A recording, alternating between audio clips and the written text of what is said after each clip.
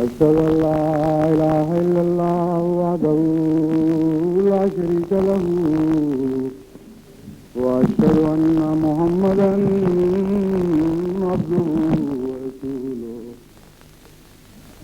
أما بعد فأعوذ بالله من الشيطان الرجيم بسم الله الرحمن الرحيم ومن يرغب عن ملة إبراهيم إلا من سفه نفسه ولقد اصطفيناه في الدنيا وإنه في الآخرة لمن الصالحين إذ قال له ربه أسلم قال أسلمت لرب العالمين. البقرہ رکو 2 آیت 131. اس آیت میں اللہ تعالیٰ نے حضرت ابراہیم کا ذکر بڑے ہی پیار سے فرمایا ہے اور اللہ تعالیٰ فرماتا ہے کہ کون احمق ہے اپنی جان کو ہلاک کرنے والا جو ابراہیم کے دین سے اعراض کرتا ہے. وہ اس دنیا میں بھی ہمارا ایک برگزیدہ شخص تھا اور آخرت میں بھی وہ صالحین میں شمار ہوگا. وہ دین کیا ہے جس کا اس پیار سے ذکر کیا گیا ہے؟ اگلی آیت میں اللہ تعالیٰ نے اس کا خلاصہ یوں بیان فرمایا اذ قال له ربه اسلم قال اسلمت لرب العالمین. تو دیکھو اللہ نے اسے پکارا اور کہا ہے ابراہیم تو میرا ہو جا, سب کچھ میرے سپورٹ کر دے.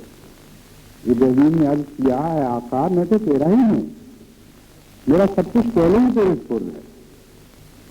یہ ہے اسلام کی وہ حقیقی تاریخ جو قرآن کریم سے ثابت ہے, اور وہ اسلام جو ابراہیم نے اختیار کیا.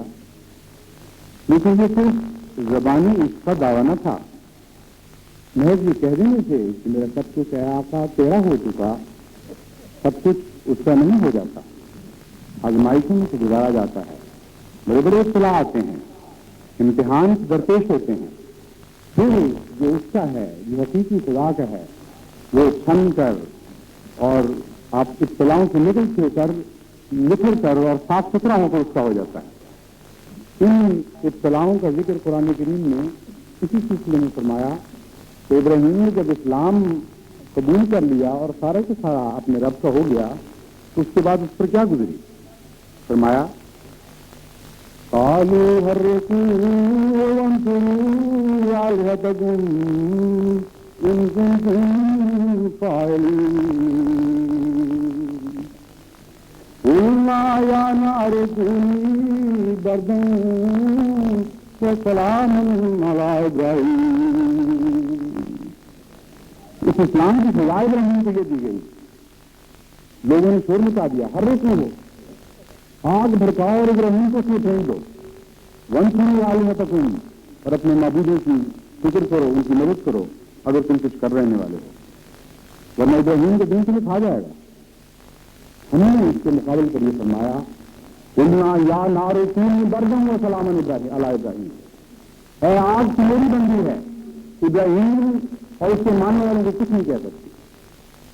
یہی وہ اطلاع ہے جس کا ذکر حضرت مسیح موعود علیہ السلام کے کلام میں ملتا ہے.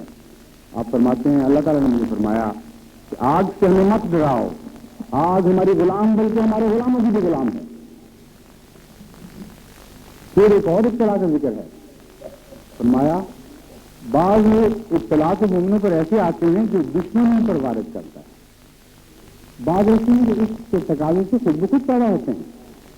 مومن ان اطلاعوں کی تلاش نہیں رہتا ہے, مانگتا ہے خدا ہم سے قربانیاں لے, ربنا ارنا مناسکنا, اے خدا ہمیں قربان گاہیں دکھا جہاں اپنے سب کی حضور بتا کریں. اس قسم کے اطلاعوں کا ذکر کرتے ہوئے فرمایا فبشرناه بغلام حليم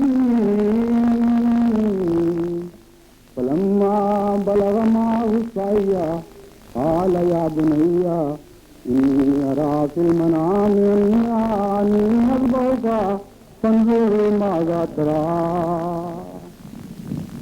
قال يا أبت افعل ما تؤمر فسيجدني إن شاء الله من الصابرين. ہم نے ابراہیم کو ایک پاک غلام کی خبر دی تھی جو حلیم تھا. جب وہ چلنے پھرنے کی عمر کو پہنچا، اس کے ساتھ دوڑنے پھرنے لگا، تو ابراہیم نے خواب میں یہ دیکھا اور اپنے بیٹے سے بیان کیا کہ اے بیٹے، میں دیکھ رہا ہوں، خواب میں نے دیکھا ہے کہ میں تجھے ذبح کر رہا ہوں، بتا تیرا کیا خیال ہے اس بارے میں؟ اس بیٹے نے عرض کیا یا ابت افعل ما تؤمر، تو بھی خدا کا ہے، میں بھی خدا ہی کا ہوں، جو تجھے حکم دیا گیا ویسا ہی کر.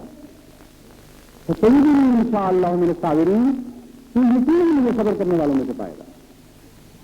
تو یہ دوسرا اطلاع ہے جان اور مال کو خدا کی راہ میں حاضر کرنے کا، جو طویل ہے، دشمنوں کی طرف سے وارد نہیں ہوتا. حضرت صلی اللہ علیہ وسلم کے زمانے میں یہ قربانیاں اپنے معراج کو پہنچی، اور 1 2 یا 3 بیٹوں کا سوال نہیں، سینکڑوں ماؤں نے اپنی لال خدا کے لیے قربان کر دیے، اموال لٹا دیے، گلیوں میں پیٹے گئے، آگے ان پر بھڑکائی گئی، طرح طرح کے مصائب اور عذاب جن کا تصور انسان کر سکتا ہے ان پر وارد کیے گئے. لیکن حضور اکرم صلی اللہ علیہ وسلم کے تمام غلام یہی کہتے رہے کہ سیدنی انشاءاللہ من الصابرین، ہے آقا ہے محمد کہ ہمیشہ ہمیں صبر کرنے والوں میں سے پائے گا. پھر یہ زمانہ آیا، آج کا زمانہ، جس میں حضور اکرم صلی اللہ علیہ وسلم کو فرزند جلیل، آپ کا عاشق غلام اسی پیغام کو لے کر اٹھا. آپ سے بھی اللہ نے کہا اپنی اے میرے بندے، تم بھی اپنے آپ کو میرے سپورٹ کر دے. آپ نے عرض کیا اسلمت لرب العالمین، میں ابراہیم کی طرح اور اپنے آقا محمد مصطفیٰ صلی اللہ علیہ وسلم کی طرح تیرا ہی ہو چکا ہوں. وہ تمام اطلاع، وہ تمام امتحان جو ابراہیم پر گزرے، یا اس کے بعد بہت زیادہ شان اور وسعت کے ساتھ محمد مصطفیٰ صلی اللہ علیہ وسلم اور آپ کے ماننے والوں پر گزرے، ان تمام میں سے پھر جماعتیں دیا بڑی شان اور بڑے فخر کے ساتھ، اور اپنے سر خدا کے دن جھکائے ہوئے گزرتی چلی آئی اور آج بھی گزر رہی ہے. اس کی اصلاح کس طرح ہوئی؟ جسے سب سے پہلے تو حضور اکرم صلی اللہ علیہ وسلم ہی پہلے ہیں اپنے آپ کو سپرد کرنے والے. آپ کے غلاموں میں سے اللہ تعالیٰ نے حضرت المسیح اول کو توفیق عطا فرمائی. آپ یہ ذکر کرتے ہوئے فرماتے ہیں خدا تعالیٰ کے فضل و کرم نے مجھے اکیلا نہیں چھوڑا، میرے ساتھ تعلق اخوت پکڑنے والے، تعلق اخوت پکڑنے والے اور سلسلے میں داخل ہونے والے، جس کو خدا تعالیٰ نے اپنے ہاتھ سے قائم کیا ہے، محبت اور اخلاص کے رنگ سے ایک عجیب طرز پر رنگین ہے. نہ میں نے اپنی محنت سے، بلکہ خدا تعالیٰ نے اپنے خاص احسان سے یہ فکر سے بڑی نعمتیں مجھے عطا کی ہیں. اور پھر ذکر کرتے ہوئے آگے فرماتے ہیں ان میں سے میں ایک خاص روح کا ذکر کرتا ہوں، اور وہ حضرت خلیفۃ المسیح اول حضرت رضی اللہ عنہ سے. آپ کے خط کا اقتباس حضرت مسیح علیہ السلام پیش کرتے ہوئے فرماتے ہیں کہ دیکھو ان کے اخلاص کا نمونہ. انہوں نے یہ لکھا مولانا مرشدنا امامنا السلام علیکم ورحمۃ اللہ وبرکاتہ. عالی جناب، میری دعا یہ ہے کہ ہر وقت حضور کی جناب میں رہوں اور امام زمان سے جس مطلب کے واسطے وہ مجدد کیا گیا ہے وہ مطالب حاصل کروں. اگر اجازت ہو تو میں نوکری سے استعفیٰ دے دوں اور دن رات خدمت عالی میں پڑا رہوں، یا اگر حکم ہو تو اس تعلق کو چھوڑ کر دنیا میں جڑوں اور لوگوں کو دین حق کی طرف بلاؤں اور اسی راہ میں جان دوں. میں آپ کی راہ میں قربان ہوں، میرا جو کچھ ہے میرا نہیں آپ کا ہے. حضرت کی وہ مرشد، میں کمال راستے سے عرض کرتا ہوں کہ میرا سارا مال دولت اگر دینی اشاعت میں خرچ ہو جائے تو میں مراد کو پہنچ گیا. یہ جو بارش کا ابتدائی قطرہ تھا خدا کے فضلوں کا، جو مسیح علیہ السلام کی دعاؤں کے توفیل اس دنیا کی اصلاح کے لیے نازل ہوا، پھر یہ بارش شدت اختیار کر گئی اور بڑی کثرت سے خدا نے خدا کی راہ میں قربانی کرنے والے کئی فطرت انسان مسیح علیہ السلام کو عطا کیے. قربانیوں کا ذکر جماعت احمدیہ کی قربانیوں کا ذکر بہت ہی طویل ذکر ہے. خلاصتاً میں نے صرف چند مثالیں چنی ہیں مختلف انواع کی، میں آپ کے سامنے پیش کرتا ہوں. قرآن کریم میں ابراہیمی قربانیوں کا وہ رنگ جو محمد مصطفیٰ صلی اللہ علیہ وسلم اور آپ کے ماننے والوں نے اختیار کیا تھا، اس کا بارہا ذکر فرمایا ہے. اور حدیث نبوی اور تاریخ میں بھی بکثرت اس کی مثالیں ملتی ہیں. ایک چیز جو بڑی اہم ہے قربانی کے لیے، وہ قرآن کریم ذکر کرتے ہوئے فرماتا ہے لن تنالوا البر حتى تنفقوا مما تحبون. تو خدا کی راہ میں ادنا اور گھٹے کی یہ نہیں خدا کیا کرتے. یہ بہترین تمہارا ہے، جب تک تم وہ خدا کی راہ میں نہ دو گے تم حقیقی نیکی کو نہیں پا سکتے. حضرت مسیح علیہ السلام کے زمانے میں قرآن جماعت نے جو مالی قربانی کا آغاز کیا، اس میں بکثرت ایسی مثالیں ملتی ہیں اور بعد میں پھر بہت ہی زیادہ ہو گئی کہ جماعت احمدیہ کی عورتوں نے جو ان کو سب سے زیادہ پیاری چیز زیور ہوتا ہے تو اس طرح پھینکا ہے خدا کی راہ میں کہ کوئی حقیقت نہیں تھی، کوئی وہ ان کی زیور میں ذرا بھی وقت نہیں رکھتا تھا. اس کا قبول کیا جانا وقت رکھتا تھا، ان کا گلے کا زیور بننا کوئی وقت نہیں رکھتا تھا. اور اس میں آغاز سب سے پہلے حضرت اماں جان رضی اللہ تعالیٰ عنہ سے ہوتا ہے. حضرت مسیح موعود علیہ السلام کے ایک دفعہ جیسا سلامت پر ضرورت پیش آئی.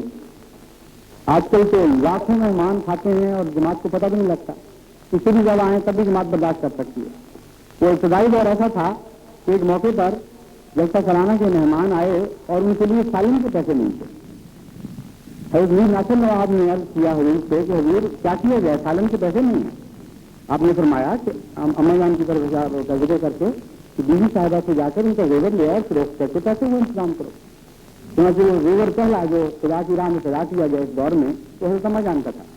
آپ نے وہ زیور فروخت کیا اور رات مہمانوں نے سالن کھایا. ان کو کیا پتا تھا کہ کیسا مبارک اور کیسا مقدس سالن میں جو آج کھایا جا رہا ہے. دوسرا اسی غلام نے جس نے روایت کی ہے حضرت شیخ ظفر احمد صاحب، مفتی ظفر احمد صاحب، انہوں نے یہ رنگ پکڑا خود. حضرت مسیح موعود علیہ السلام کو اشتہار کے لیے ضرورت کوئی 60 روپئے کی اور مثال سامنے تھی. گھر گئے، جماعت سے ذکر بھی نہیں کیا اور اپنی بیوی کا زیور لے کر فروخت کیا اور 60 روپئے مسیح موت کی خدمت میں پیش کر دی.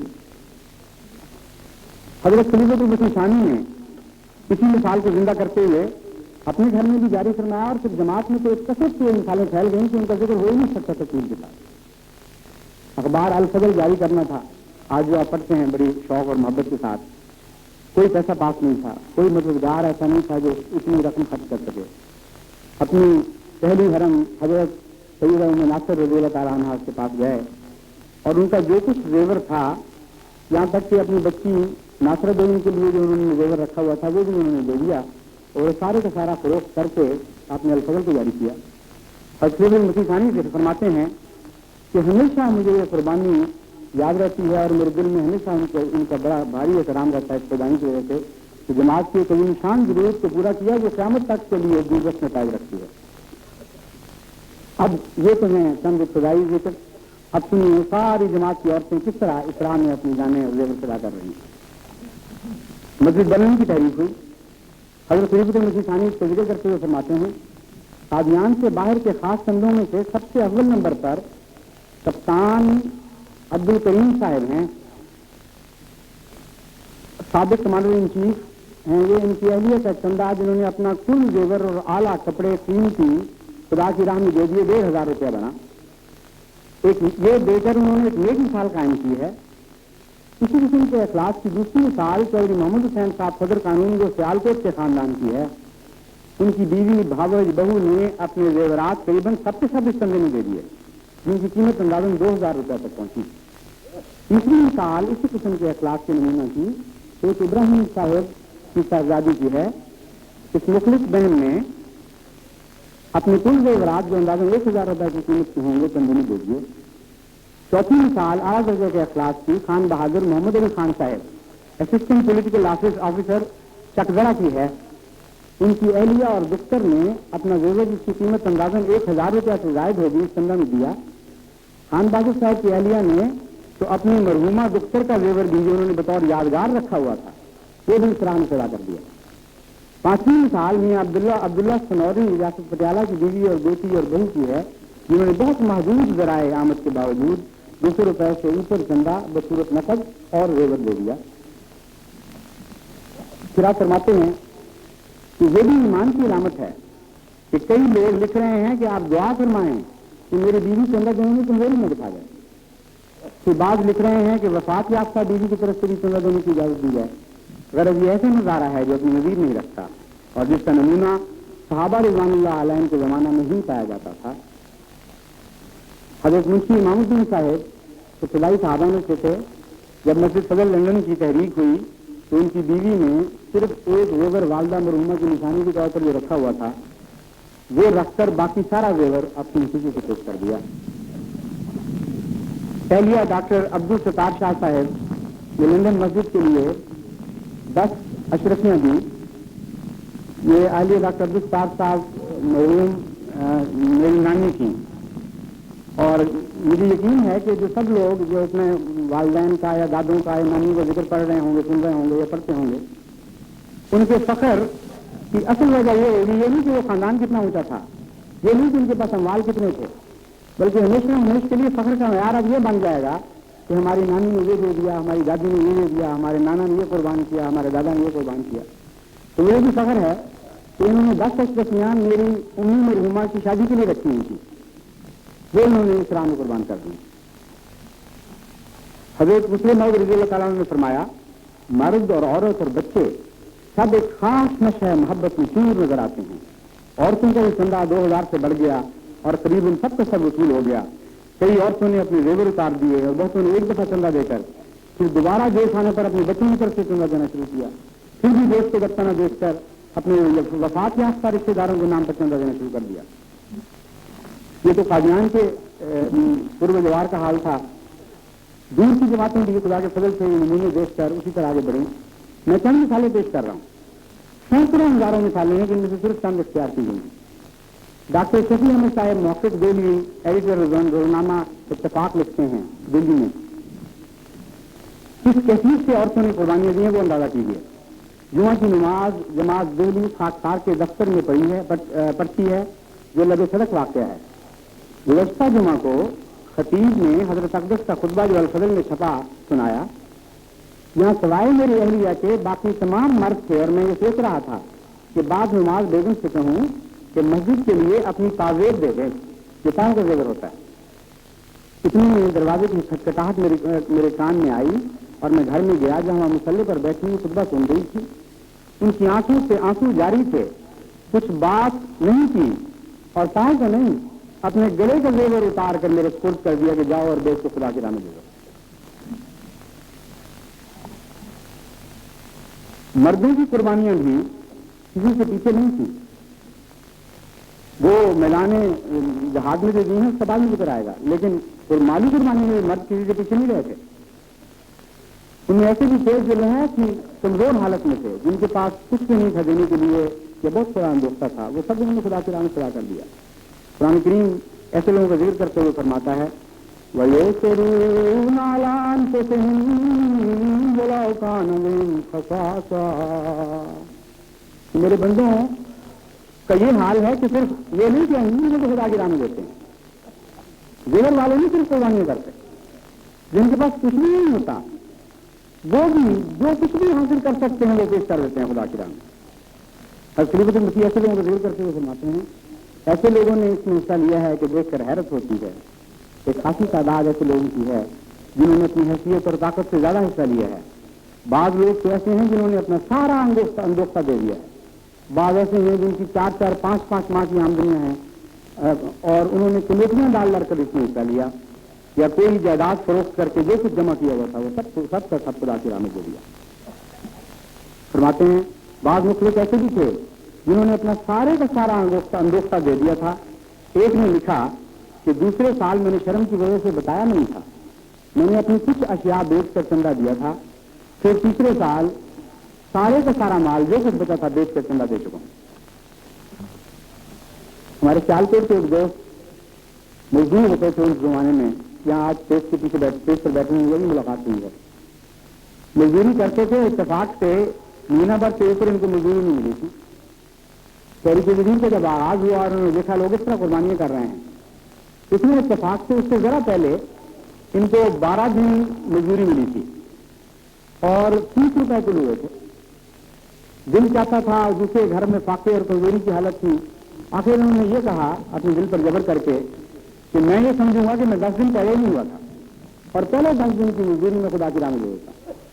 چنانچہ 10 دن کے 2 روپے 25 روپے بنے ہوئے انہوں نے خدا کی راہ میں دے دیے اور وہ 2 دن کی مزدوری گھر میں رکھ لی. اللہ کا فضل ان پر ایسا نازل ہوا پھر کہ آج ان کا اکیلے کا تحریک وزیر کا سالانہ چندہ 1800 روپے ہے. اب سنیے کمزور غریب اور لاچار عورتوں کی قربانیاں جن کے پاس زیور نہیں تھے.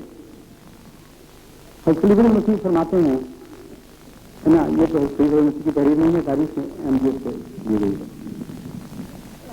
ایک غریب اور ضعیف بیوہ جو افغانستان کی مہاجرہ تھی اور سوچی لے کر بمشکل چل سکتی تھی، خود چل کر آئے اور حضور کی خدمت میں 2 روپے پیش کر دیے. اس کا ذکر حضرت صاحب نے خود اپنے الفاظ میں بعد میں کیا ہے. پھر کئی ایسی عورتیں تھیں، بیوہ عورتیں جو بعض یتیم بچوں کو بھی پال رہی تھیں مزدوری کر کے، ان کے پاس جو کچھ تھا وہ انہوں نے خدا کی راہ میں پیش کر دیا.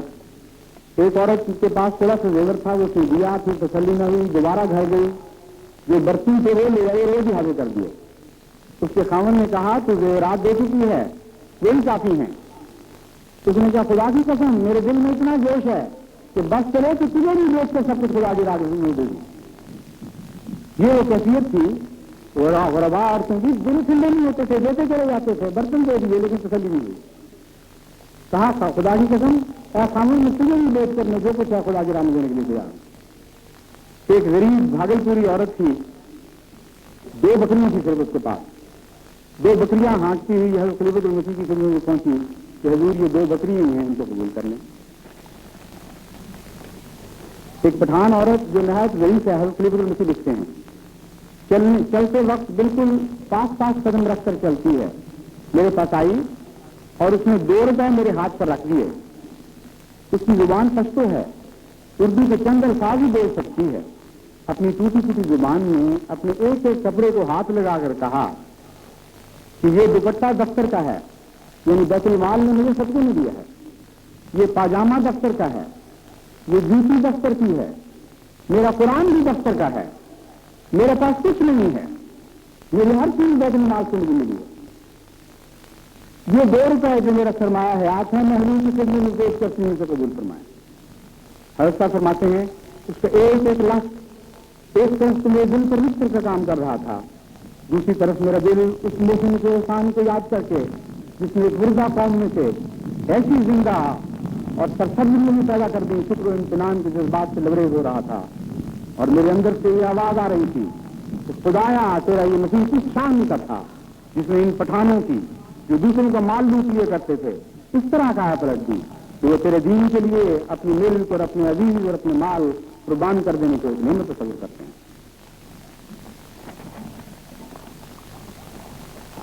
یہ وہ قربانیوں کے چند نمونے ہیں. اموال ضروریات کی اور بڑی بڑی جائیدادوں کی قربانیاں ہوں یا پھٹے پرانے کپڑوں کی بکریوں کی قربانیاں ہوں. حقیقت یہ ہے کہ یہ ابتدائی قربانیاں ہمیشہ کے لیے تاریخ اہمیت سے سرمایہ رہیں گی. 100 روپے تک ہمارا چندہ پہنچ چکا ہے. وہ دن آئیں گے اور دور نہیں کہ اربوں سے زیادہ آپ کا چندہ ہوگا. لیکن میں یہ سمجھتا ہوں کہ خدا کی محبت اور پیار کی نظریں ان 2 بکریوں کی مالکہ پر ہمیشہ پڑتی رہیں گی.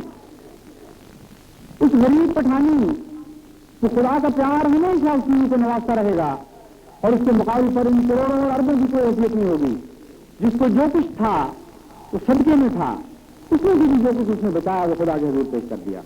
لیکن یہ 1 یا 2 یا 3 مثالوں کی بات نہیں ہے. میں نے بڑی مشکل سے وقت کی رعایت سے چند مثالیں گنی ہیں. ہزار لاکھوں مثالیں ایسی قربانی کی ہیں جن کا ذکر تاریخ اہمیت میں بھی نہیں ملے گا، کسی لکھی ہوئی کتاب میں آپ کو نظر نہیں آئے گا، مگر خدا کے علم میں وہ باتیں ہیں. انہوں نے خفیہ طور پر چھپ چھپ کر خدا کے حضور اپنا جان اور مال نثار کیا.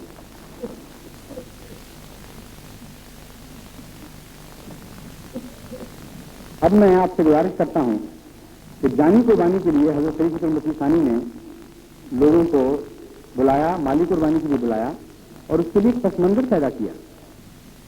یہ نہیں ہوتا کہ قربانیوں کے لیے بلایا جائے اور آپ نے کہہ دیا سمت رب العالمین وہ گھر بیٹھ رہے، ان قربانیوں کے لیے تیاری کرنی پڑتی ہے۔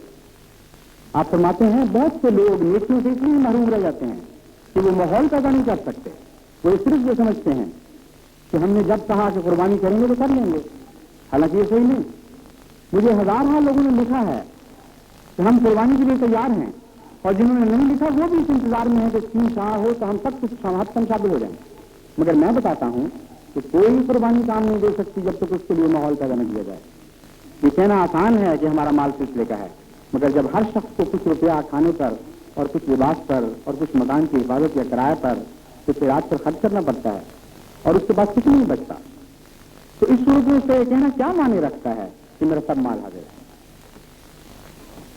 حضور نے اس سلسلے میں ایک تحریک شروع کی جس کا نام تحریک وجود ہے، اس سے بڑی تفصیلی مطالبات ہیں۔ مثلا سادہ زندگی اختیار کی جائے، گھروں میں ایک کھانا کھایا جائے۔ آپ نے خود بھی گھروں میں ایک کھانا کھایا اور اس معیار تک پہنچا دیا کہ مجھے یاد ہے بچپن میں اتنا معمولی کھانا ہوتا تھا کہ بعض دفعہ ہماری بہنیں روٹ جایا کرتی تھی ماں سے کہ ہم نہیں کھاتے کھانا، پانی ملا ہوا کھلا شوربہ، لیکن آج وہ اور بلکہ قیامت تک ان کی اولادیں فخر کریں گی کہ اللہ کی راہ میں ہم نے قربانیاں دی ہیں۔ تھا سب کچھ خدا کے اس خلیفہ کے پاس، لیکن اپنے گھر کو انتہائی غربت کے ماحول میں سے گزار دیا۔ کپڑے نہ بنانے کی تحریک کی اور نہ بنائے جائیں۔ خود 2 سال تک دیکھ نیچے پاس کی انہیں گزارا کیا اور کپڑے نہ بنائے۔ زیورات جو تھے وہ قربان کرنے کے لیے ارشاد فرمایا اور آئندہ بنانے سے روک دیا۔ گوٹا کناری سے بھی کہا کہ شادی پر بالکل معمولی چند ایک زیور تم بنا لیا کرو اور گوٹا کناری لگا لو، ورنہ خدا کی راہ میں فاطمی کی زندگی اختیار کرو۔ ہاتھ سے کام کرنے کی عادت ڈالنے کے لیے فرمایا۔ کل ٹوکریاں دھوئیں مٹی کی، ساتھ مل کر مزدوری کی لوگوں کے سامنے، جماعت میں ایک عجیب جوش پیدا ہو گیا، اور ہر طرف وقار عمل شروع ہو گیا۔ فرمایا امیر آدمی ہو، خدا کی راہ میں دیتے ہو، لیکن ہرس پوری نہیں ہو سکتی تمہاری جب تک خود اپنے خون پسینے کی اس طرح کمائی پیش جس طرح مزدور پیش کرتا ہے۔ اپنے ہاتھ سے کچھ بناؤ اور بیچو۔ خود عطر بنانا شروع کیا، اور ایک دفعہ ایک عورت نے ذکر کیا کہ حضور میں نے تو اس طرح کپڑے کیے اور دیا۔ آپ نے فرمایا میں بھی پیچھے نہیں ہوں، میں نے عطر بنا کر اور بیچ کر جو کچھ تھا وہ خدا کی راہ میں پیش کیا۔ اطاعت کی ایک عظیم شان روح پیدا کر دی اور ایک ایسی جماعت بنائی، ایسا پس منظر پیدا کر دیا کہ آج جو دور دور سے مغرب اور مشرق سے کئی دنوں میں آپ آتی ہوئی دیکھ رہے ہیں، اس کے پس منظر میں وہ ساری قربانیاں، ان کی تفصیل کبھی بیان ہو ہی نہیں سکتی۔ اور ان قربانیوں کا مقصد کیا تھا؟ مقصد مزید قربانیاں کرنا تھا۔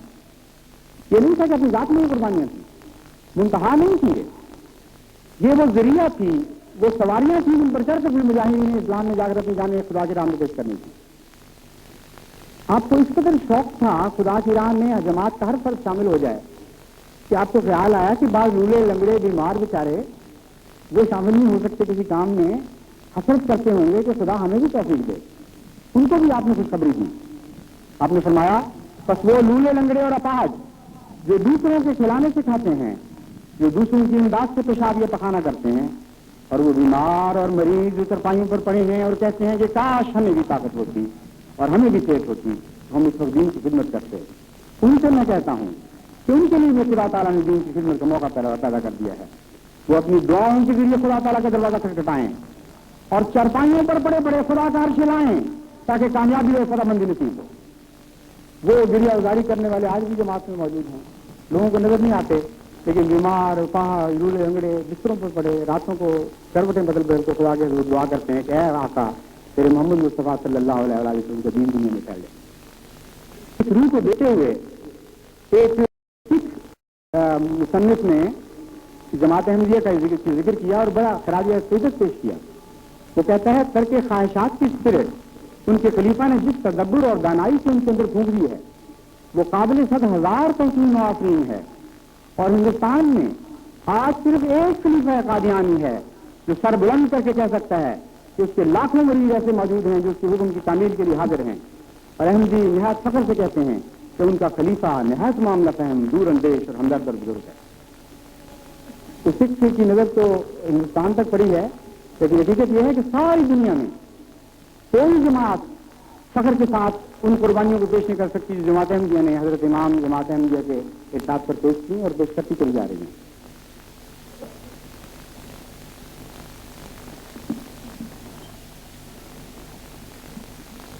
جانی قربانی شروع ہوتی ہے ان اموال کی قربانی کے بعد، اور یہی مقصد تھا.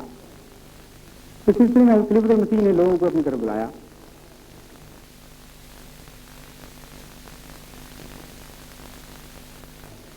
فرمایا فوراً جلد سے جلد ایسے آدمیوں کی ضرورت ہے جو سلسلے کے لیے اپنے وطن چھوڑ دینے کے لیے تیار ہوں، اپنی جانوں کو خطرات میں ڈالنے کے لیے تیار ہوں، اور بھوکے پیاسے رہ کر بغیر تنخواہوں کے اپنے نفس کو تمام تکالیف سے گزارنے پر آمادہ ہو جائیں.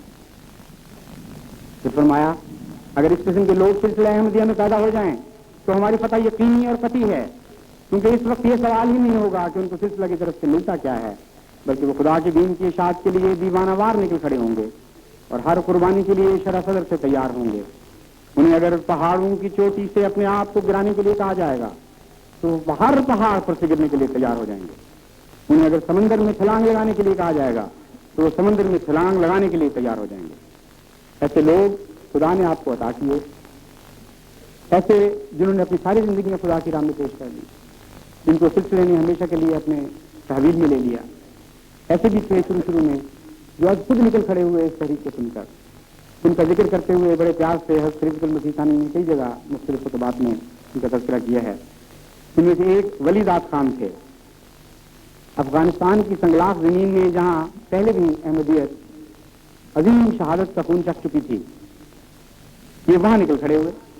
شروع میں چند ماہ تک سلسلے نے ان کو گزارا دیا، پھر وہ صورت پیدا نہیں ہوئی، اپنے طور پر یہ دوائیاں بیچ کر کام کرتے رہے اور کچھ عرصے کے بعد اسی سرزمین میں شہید ہو گئے. ایک اور دوست تھے عدالت خان صاحب، ایک نوجوان جیلا جیلم کے. ان کو حضرت خلیفۃ المسیح کی یہ پیغام سن کر ان کو بیچاروں کو پتہ نہیں تھا پاسپورٹ لینے کا، یہ بھی سیدھا افغانستان پہنچے. شوق شہادت لیے ہوئے کہ سب سے زیادہ مشکل سرزمین جہاں مجاہدین کی امنگیں پوری کی جاتی ہیں وہ افغانستان ہے. وہاں گئے، جاتے ہی حکومت نے ان کو قید کر لیا. قید کی مشقتوں میں اتنی تبلیغ کی کہ اندر لوگ احمدی ہونے شروع ہو گئے.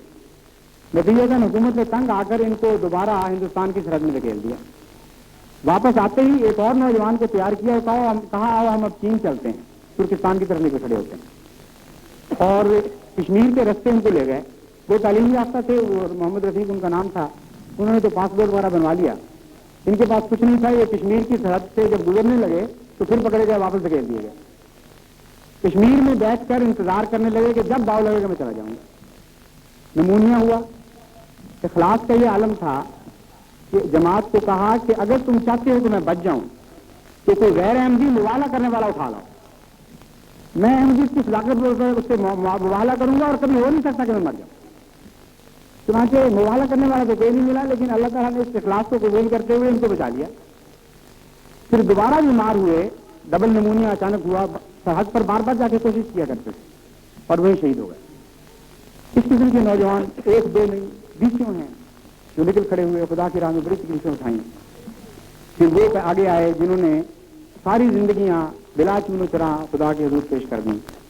ان میں سے سینکڑوں ہزاروں ہیں، سب کے ہزاروں نہیں پیش کی جا سکتا. چند ایک کی حضرت خلیفۃ المسیح نے جن کا بڑے پیار سے ذکر کیا ہے میں پیش کرتا ہوں. حضرت مولانا جلال الدین سبشم، ان کے متعلق آپ فرماتے ہیں ہمارے کئی مبلغ ایسے ہیں جو 10-15 سال تک بیرونی ممالک میں فریضہ تبلیغ ادا کرتے رہے اور وہ اپنی نئی بیائی ہوئی بیویوں کو پیچھے چھوڑ گئے. ان عورتوں کے اب بال سفید ہو چکے ہیں، لیکن انہوں نے اپنے خاندانوں کو کبھی یہ تانا نہیں دیا کہ انہیں شادی کے مان بات چھوڑ کر لمبے عرصے کے لیے باہر چلے گئے تھے. ہمارے ایک مبلغ مولوی جلال الدین صاحب شمس ہیں، وہ شادی کی تھوڑا عرصہ بعد یورپ اور لیگ کے لیے چلے گئے تھے. ان کے واقعات سن کر انسان پر رشت طاری ہو جاتی ہے. ایک دن ان کا بیٹا گھر آیا اور اپنی والدہ سے کہنے لگا کہ اماں ابا کسے کہتے ہیں؟ اماں ابا کسے کہتے ہیں؟ اسکول میں سارے بچے ابا ابا کہتے ہیں، ہمیں تو پتہ نہیں کہ ابا کیا ہوتا ہے.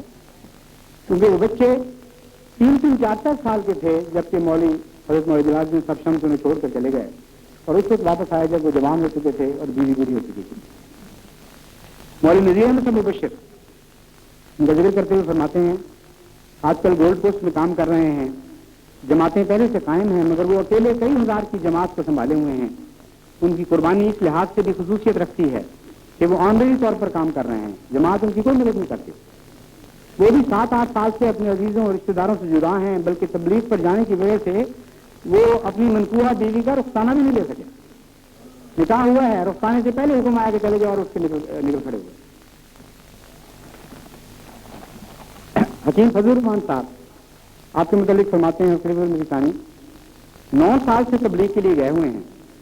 انہوں نے شادی کی اور شادی کے تھوڑے عرصے کے بعد ہی انہیں تبلیغ کے لیے بھجوا دیا گیا. وہ ایک نوجوان اور چھوٹی عمر کی بیوی کو چھوڑ کر گئے تھے، مگر اب وہ آئیں گے، ابھی آئے نہیں تھے 9 سال تک، تو انہیں ڈھیر عمر کی بیوی ملے گی. یہ کوئی معمولی قربانی نہیں ہے. حکیم صاحب کو ہمیں بھی دیکھنے کی توفیق ملی. وہاں افریقہ میں اس قدر مشکل حالات میں انہوں نے کام کیا کہ جب واپس آئے تو بہت کمزور اور بوڑھے ہو چکے تھے. بچے جوان ہو گئے تھے، بیوی بوڑھی ہو چکی تھی. تو چند سال ہی یہاں آ کے زندہ رہے، خدمت دین کرتے ہوئے یہیں آ کے پہنچ گئے. مولوی غلام حسین صاحب آج یہ ملایا گئے انتہائی تکلیف کے حالات میں. شروع میں ان کو کچھ گزارا ملا، بعد میں وہ بھی نہیں مل سکتا تھا. کتنی تکلیفیں ان کی انہوں نے اٹھائی ہیں احمدیت کے لیے کہ آپ ان کا تصور بھی نہیں کر سکتے. حالت یہ تھی کہ اسلام کو پھیلانے کا جوش ایسا تھا کہ لوگوں میں تبلیغ کرتے، وہ ان کو مار مار کر ادموا کر کے گلیوں میں پھینک دیا کرتے تھے. رات کتے زخم چاٹتے رہتے تھے. صبح اٹھتے اپنے زخم دیکھ کر پھر تبلیغ اسلام پر مصروف ہو جاتے. سال ہر سال کی دکھوں کی زندگی ہے، جس میں سے کچھ باتیں کہی گئی ہیں، کچھ ان لکھی ہیں، ان کہی ہیں، جن کو صرف خدا جانتا ہے. حضرت مولوی رحمت علی صاحب آدھی انڈونیشیا کے، آپ نے ایک بڑے ہی ہمارے جلیل القدر بزرگ کی تقریر سنی تھی انگریزی میں. یہ پھل کن قربانیوں کے ہیں، ان کی طرف سے دیکھیے. کہنا تو آسان ہے کہ ساری دنیا میں تبلیغ ہو رہی ہے، اسلام پھیل رہا ہے، لیکن کس طرح پھیلا، کس طرح وہ تبلیغ شروع ہوئی، کس لمبی قربانی کے نتیجے میں یہ شیریں اسمار جماعتیں ان کو ملی، ان کی طرف بھی نگاہ کیجیے. مولوی رحمت علی صاحب کے متعلق حضرت خلیفہ المسیح ثانی ذکر فرمایا کرتے تھے 2 باتوں کا. بچہ ان کا چھوٹا تھا جب آپ چلے گئے، جب باقی ماں باپ ارد گرد کے باپ باہر سے آتے اور بچوں کو بھی تحفہ لایا کرتے، تو یہ اپنی ماں کے پاس جاتا بچہ اور رو کے کہتا کہ ابا ہمارے ابا کب آئیں گے، وہ بھی کچھ ہمارے لیے نہیں لاتے. حضرت فرمایا کرتے تھے کہ ان کی ماں کی بسا اوقات آواز بھرا جاتی تھی. اپنی دانش میں جس طرح انڈونیشیا ہوتا تھا اس طرف اشارہ کر کے کہہ دیا کرتی تھی کہ تیرے ابا وہاں بہت اچھے کام پر گئے ہوں گے. دوسری بات ان کے متعلق حضور نے بیان کی وہ بھی نشان ہے. جب مولوی رحمت علی صاحب کو بہت لمبے عرصے کے بعد حضور نے واپس بلانے کا فیصلہ کیا، تو یہ بوڑھی بیوی جس نے عملاً بیوی کی زندگی اختیار کی، جس کی آنکھوں کے سامنے بچوں نے یتیم کی حالت میں زندگی بسر کی تھی، خوشی سے دوڑتی شکریہ ادا کرنے کے لیے نہیں گئی کہ آپ نے شکر ہے آخر میرے کام کو بلا لیا، بلکہ روتے ہوئے یہ عرض کرنے گئی، اے امام تیرا احسان ہے ہم پر کہ خدا کے دین کی خاطر تیری قربانیاں نہیں. میری ایک خواہش تھی، اب اسے بھی پورا کر دیجیے. میری خواہش یہ ہے کہ میرا خدا میرا خاوند مجھ سے جدا رہ کر دین اسلام کی خدمت میں ہی باہر مر جائے. میری اب یہ خواہش نہیں ہے کہ واپس آئے. چنانچہ حضرت خلیفہ المسیح نے اس خواہش کو پورا کرتے ہوئے پھر اس بار بھجوا دی ان کو دوبارہ باہری یہاں تو واپس آ گئے، یہاں پہنچے ہوئے، لیکن حضرت صاحب نے ان کو پھر دوبارہ تبلیغ کے لیے بھجوا دیا. یہ وہ قربانیاں ہیں چند جو میں نے مثال بیان کی ہیں. ان کے علاوہ ایک قربانیوں کا پس منظر ہے جو واقفین کی بیویوں اور بچوں کی زندگی میں ہمیں یہاں ملتا ہے. سینکڑوں ہزاروں سلسلے کے کام کرنے والے ایسے ہیں ان کو بہت معمولی گزارے ملتے ہیں. ان کی بیویاں اور بچے پیچھے رہ کر انتہائی تکلیف کی حالت میں زندگی بسر کرتے ہیں. صبر اور شکر اور رضا کے سوا ان کے پاس کچھ نہیں ہے. ان کی قربانیاں کسی مورخ میں لکھی نہیں ہے. ان کے حالات پر تفصیلی نظر ڈالیں تو مجھے وہ کیٹ کا وہ شعر یاد آ جاتا ہے جو اس نے ایک خاموش تصویر کو دیکھ کر کہا تھا، جس میں ایک بنسی بجانے والا بنسی بجا رہا ہے لیکن اس کی آواز نہیں آ رہی. اس نے اس تصویر کو مخاطب کرتے ہوئے کہا، heard melodies are sweet, but those unheard are sweeter. Therefore ye soft pipes play on. کہ وہ نغمات جو سنے جا سکتے ہیں وہ بہت میٹھے ہوتے ہیں، لیکن ایسے بھی نغمات ہیں جو کبھی سنے نہیں جائیں گے، وہ ان سے بھی زیادہ میٹھے ہیں. اس لیے اے خاموش نغمہ سرا تو یہ نغمے سنائے چلا جا. ہاں وہ سنتا ہے یا نہیں سنتا. ان عورتوں سے، ان بچوں سے، ان بیٹیوں سے، ان ماؤں سے جماعت احمد یہ کہتی ہے کہ اے خاموش نغمہ سراؤ، تم ان درد کے نغمات کو اڑاتے رہو اپنی خاموش زبان میں. تاریخ احمد یہ ان کی تفصیل بیان کرے یا نہ کرے تمہیں اس سے خبر غرض نہیں کہ جو کچھ قربانیاں تھیں تم نے اپنے خدا کی خاطر کی، اور خدا دلوں کی گہرائیوں پر نظر رکھتا ہے. وہ تمہارے ہر خون کے اس قطرے سے واقف ہے جو خدا کے دین کی خاطر تم نے بہایا. وہ ہر اس آنسو کے قطرے سے واقف ہے جو اپنے خامدوں کے عزت میں تم نے زمین پر گرائے. تمہاری خاموشی کی گرد اوزاری کو وہ جانتا ہے، تمہارے بچوں کی تکلیفوں کو وہ جانتا ہے. وہ جانتا ہے کہ کس دکھ اور مصیبت میں تم نے یہ زندگی بسر کی ہے. اس لیے اے خاموش نغمہ سراؤ، تو دنیا سے بے نیاز اپنے خدا کے حضور اپنے آنسو بہاتے رہو کہ قیامت کے دن تم وہ سرفراز ہوگے جو محمد مصطفیٰ صلی اللہ علیہ وآلہ وسلم کے قدموں میں سب سے پہلے درود کے پھول نچھاور کرنے کے لیے پیش کیے جاؤ گے. بے انتہا قربانیاں ہیں یہ ایسی جن کا کوئی تفصیلی ذکر یا اشارتاً بھی بعض جگہ آپ کو نہیں ملے گا. ایک مبلغ کی بیوی میرے پاس چند دنوں آئی، کچھ تکلیفیں تھیں، کچھ ضرورتیں تھیں ان کی. وہ بڑی شرم کے ساتھ آہستہ سے کچھ انہوں نے بیان کی. مانگنے والی بات نہیں تھی، کچھ اور مدد کی طرح خامن کو سہارا کرنے والا نہ ہو تو انسان کہتے ہیں مجھے یہ کام کروا دو، وہ کام کروا دو. میں نے ان سے کہا کہ جو بچوں کے باپ ہیں، مبلغ جو ہے تمہارے خامن، ان کے جو باپ ہیں یہ بھی کچھ کمائی کرتے ہیں، آخر تمہیں اس سے بھی سہارا ہوگا. اب یہ سنیے ذرا اس باپ کی مثال، جو بیٹا باہر گیا ہوا ہے اور جس کے بچے اس باپ کے سامنے تکلیف اٹھا رہے ہیں. انہوں نے کہا وہ باپ وہ تو ایسا ہے کہ جو کچھ کماتا ہے خدا کی راہ میں پیش کر دیتا ہے، ایک آنا بھی ان بچوں پر صرف نہیں کرتا. وہ کہتا ہے اللہ تعالیٰ جب تک میرے آزاد میں طاقت ہے، جب تک میں کچھ کماؤں گا، جس طرح میں نے بیٹا خدا کی راہ میں لیا ہے، میرا مال بھی خدا کی راہ میں ہے، سب کچھ خاموشی کے ساتھ وہ خرچ کرتا چلا جائے. یہ ان کی بات کی ہے کہ اتفاق مجھے معلوم ہوگی سینکڑوں ہزار ایسی مثالیں ہوں گی جن کا آپ تصور بھی نہیں کر سکتے، کبھی بھی کہی جائیں گے. حضرت مسیح موعود علیہ السلام کو ان ایسے قربانی کرنے والوں کے متعلق رویا میں یہ خوشخبری دکھائی گئی تھی. آپ فرماتے ہیں کہ ایک بہت ہی حسین خوبصورت نوجوان آتا ہے، فورمان میرے دل میں خیال گزرا کہ وہ فرشتہ ہے. تب میں اس کے نزدیک گیا اور اس کے ہاتھ میں ایک پاکیزہ نان تھا جو پاکیزگی اور صفائی میں کبھی میں نے دنیا میں نہیں دیکھا، اور وہ نان تازہ بتازہ تھا اور چمک رہا تھا. فرشتہ نے وہ نان مجھ کو دیا اور کہا کہ یہ تیرے لیے اور تیرے ساتھ کے درویشوں کے لیے. اس خواب کے گواہ شیخ حامد علی صاحب ہیں. اس زمانے میں یہ خواب آئی تھی جبکہ نہ میں کوئی شہرت اور دعویٰ رکھتا تھا اور نہ میرے ساتھ کوئی جماعت درویشوں کی تھی، مگر اب میرے ساتھ بہت سی وہ جماعت ہے جن نے خود دین کو دنیا پر مقدم رکھ کر اپنے صحیح درویش بنا دیا ہے، اور اپنے وطنوں سے ہجرت کر کے اور اپنے قدیم دوستوں اور اقارب سے علیحدہ ہو کر اور اپنی طرز زندگی کو سراسر درویش مسکینی اور درویشی کی طرف تبدیل کر کے قادیان میں میری ہمسائیگی میں آ کر بات ہو گئی. تو یہ وہی درویش ہیں جن کو حضرت اقدس مسیح موعود علیہ السلام کے ذریعے اللہ تعالیٰ کی طرف سے ایک شیریں نان کا تحفہ عطا ہوا. اب میں دوسری قسم کی قربانیوں کا کچھ مختصر تذکرہ کرتا ہوں. میں نے آپ سے بیان کیا تھا کہ ایک قربانی کی قسم ابراہیمی اسلام کے بعد، اسلم کے لیے رب العالمین کہنے کے بعد یہ ہوتی ہے کہ خود انسان، جس طرح کہ میں نے مثالیں بیان کی ہیں، اپنے شوق سے اپنے جذبے کے تحت اپنی جان مال خدا کی راہ میں فدا کرتا چلا جاتا ہے. ایک وہ قربانی ہوتی ہے ان کو پھانسی جاتی، انہیں بھی وہ بڑی خوشی کے ساتھ برداشت کرتے ہیں. ان قربانیوں کو اللہ تعالیٰ نے آگ سے مثال دے کر بیان کیا ہے. جیسا کہ فرمایا آلو حرقوه وانصروا آلهتكم ان کنتم فاعلین. میرے ان بندوں کو ان کے اسلام کی یہ سزا دی جا رہی ہے کہ ان کے لیے آگ بھڑکاؤ، جلاؤ ان کو، کیونکہ جب تک تم آگ سے ان کو خفیف نہیں کرو گے ان کا ایمان دینے سے ضائع نہیں ہو سکتا.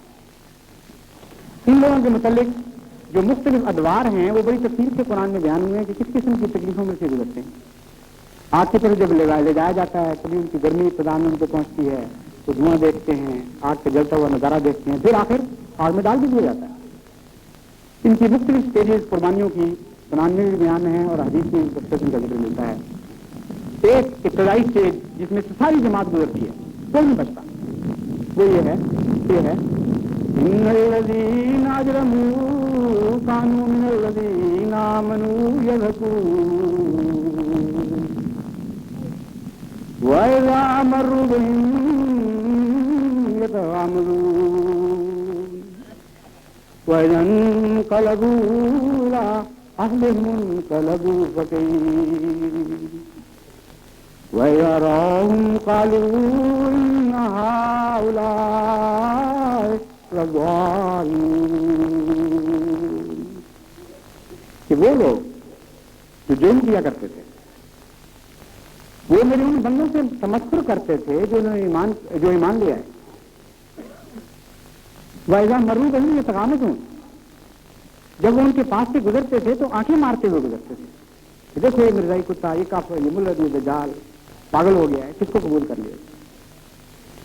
وَإِذَا انقَلَبُوا اور ایسا مزہ رہتے تھے وہ چھیڑ چھاڑ میں کہ بھولتے نہیں تھے، سارا راستہ چسکا لیتے ہوئے چلتے تھے، یہاں تک کہ اِذَا انقَلَبُوا إِلَىٰ أَهْلِهِمُ انقَلَبُوا فَكِهِينَ کہ جب وہ اپنے گھروں میں پہنچتے تھے تو اسی تمسخر کی کیفیت کے ساتھ پہنچ کر گھر میں جا کر بیان کیا کرتے تھے. بڑا لطف ہے آج، اس طرح ایک احمدی بچہ تھا، اس طرح ہم نے اس کو چھیڑا، اس طرح احمدی بڑا تھا، اس طرح احمدی عورت تھی، ہم نے مرزائن کہہ کر اس کو دل کو دکھایا، یہ تمسخر کیا، یہ مذاق کیا.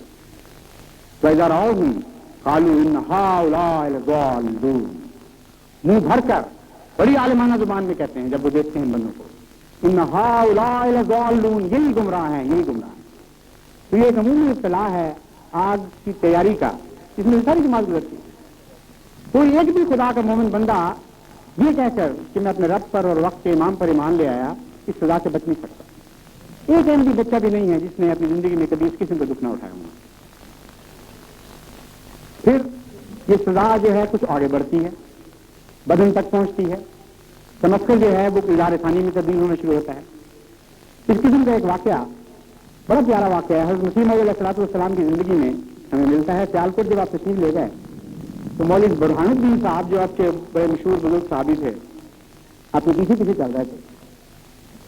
جس طرح حضور اکرم صلی اللہ علیہ وسلم پر بعض دفعہ راکھ پھینکی جاتی تھی طرح طرح کے عذاب دینے کے لیے، حضور کے اس غلام پر بھی کھڑکی سے کسی عورت نے راکھ پھینکی، گھر کا کوڑا کرکٹ اور راکھ.